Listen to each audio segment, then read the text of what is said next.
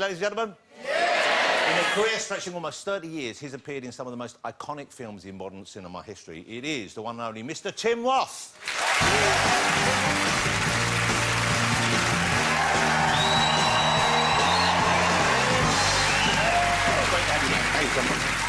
Mr. Tim Roth. Tim, how are you? You looking good? I am looking fabulous, actually.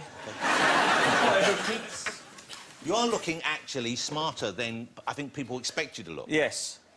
That was my intention. Is that kind of something... It wasn't my wife's intention, but it was my intention. What was your wife's? She said, go scruff. Really? Yeah. Did she like your scruff? She does a bit. Okay. I should mention that. OK, let's start with talking about your relationship with Quentin. Right. Because you and Quentin Tarantino, here's what's incredible is you were in Reservoir Dogs, which was, what was it, 1992, I think? And that was his first film. That was at the beginning of his career. It was the first one, and... he'd sold... True Romance, the script True Romance, and he'd sold Natural Born Killers, which he still hasn't seen. He can't bring himself to watch that. He has seen True Romance, and he really likes True Romance, but those were the films that he sold, the scripts that he sold to make, to finance Reservoir Dogs. And then you think about it, so you worked with him, and he was an unproven director then, and now he is, I think you could argue quite easily, probably the most famous director, certainly one of the most famous directors, but possibly the most famous director in the world. Indeed. And you've worked, and you've been on that whole journey with him, because you were in the last film as well, I was at the early chunk, and then he circled back around and wrote a piece for me in Hateful Eight, so yeah. So how has that changed, working with him over the years? How is he different now as a director to when you first started out with him, if at all? There's no phones on set at all. That's a done. What would the consequence be if You'd be fired. Whiz. Immediately fired. And I said to him, what happens if one of your actors, you know, brings a phone on and's doing a bit of that? Angry Birds. Angry Birds, right? And, or no, it's Kitty Cannon. And he said, oh, if it's an actor, if it's an actor, he said, I just leave the set and the Weinsteins show up. And we recast. They're the producer guys, aren't they? They're the henchmen, yeah. Wow, so they would actually maybe get They would fire an actor. Wow. And there are, I know, members of crew who have been fired, definitely. No devices at all. Now, what's this? He does pranks on set. What's this thing I've been hearing about called Big Jerry? Can you Big Jerry, explain Big Jerry to me? So there's two rules. One is no phones or any devices of any kind. The other one is you can't sleep, right? So you can't... And one of the things that actors do on set, really, is doze off. But if you do fall asleep, there's a thing called Big Jerry. And Big Jerry's a dildo.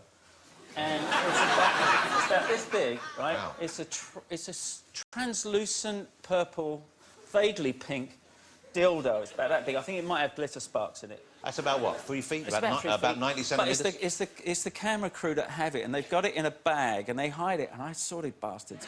And there was a day when Bruce Dern, who's 80-something, Bruce, and so if anyone falls asleep, he's got a right to fall asleep. You would think that's OK.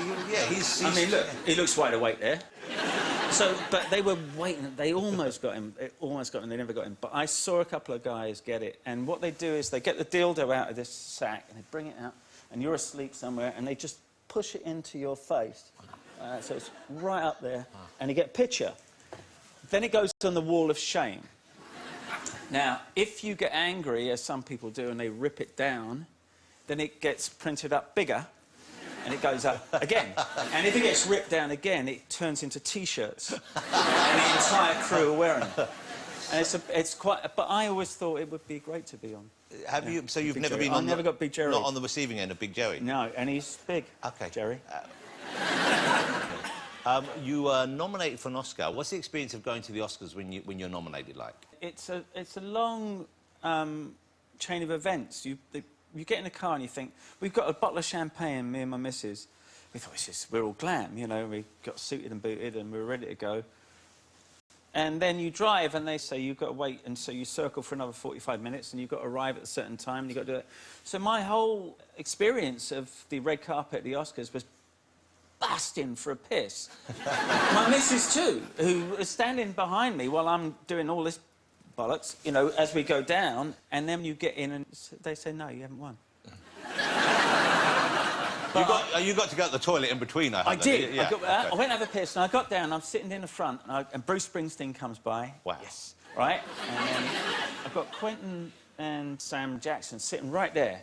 And Sam turns around to me just before the announcement of the supporting actor. Because he was nominated as well that year, Yeah, no, not that year, before. Oh. So he said, when you lose, say, mother He said, yeah, because you'll be in that thing. You'll be in that... He knew you were going to lose already. Yeah, I wasn't going to win. I was the outsider. But it was great. And so the one thing I always regret about it is I never had the balls to do that, which he, when he lost, by the way, did do. So he says, mother and everyone else is doing that. And he's like, but Sam can do that. So. That's losing graciously, that is. Sam. He's got a trademark on that word. Does that matter to you, though, the whole award thing? Because obviously it must have been fun to be nominated. I'm nominated for a BAFTA in here. I didn't know about these. You know the one in LA, it's the raspberries or whatever? The Golden Raspberry? Yeah. What were you nominated for that for? Oh, I did that Sepp Blatter movie to put my kids through college. I'm sorry, I shouldn't have laughed in your face, but... No, believe me, you should. So I didn't see it, like most people. No, nor did I. What? Actually, it holds the American box office record for the least amount of money made ever on a film. Ever. And I think that it was $607 or $907.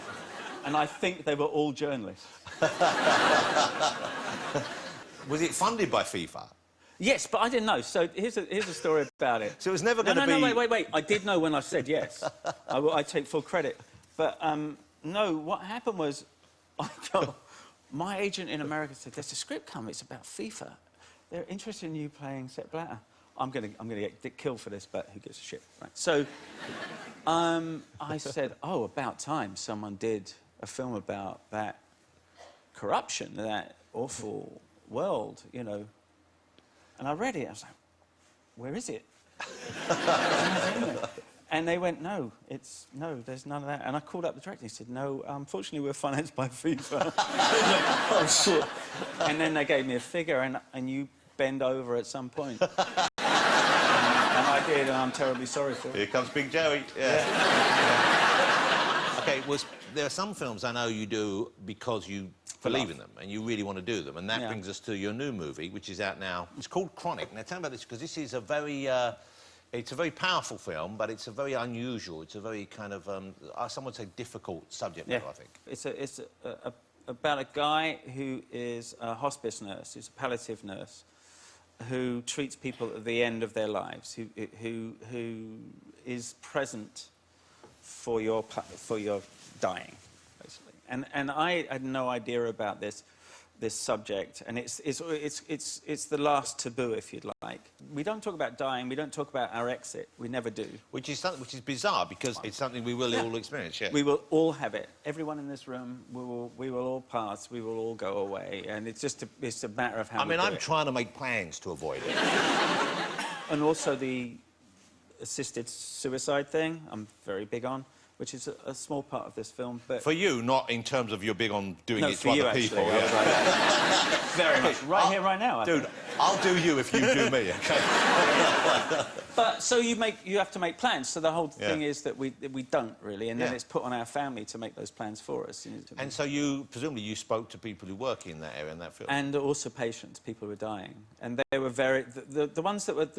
I mean, the nurses trained me, but the people who were dying, their life was like this. It was literally going like that. And they gave me the time, and they read the script, and they were very insistent that I got it right.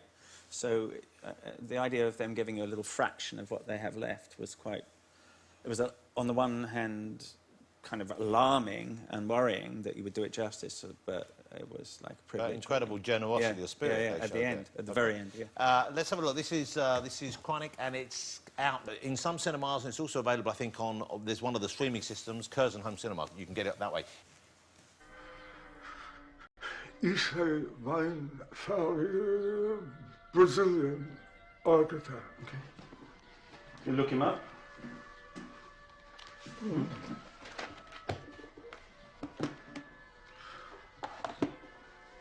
No, let me do. Okay.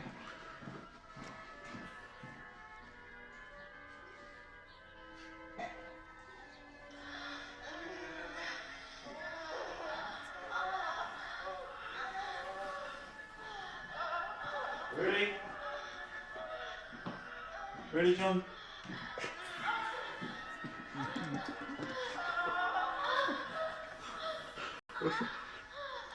That's art. I guess it's Oh, Funny thing about that, right? Yeah. Just funny thing about that was every time I come back to do a take, it was different porn. So I had no idea what I was about to look at because they were just. They had all the same. Well, I hope people go and see it because it would be great to It's support that worth kind of it. film, but it is very much worth it, and it's an incredible subject. Thanks for bringing me. It's great to have you here, ladies and gentlemen. He's going to stay for the show, Mr. Tim Roth. Thank you, Tim. We have a puff now, we have a break.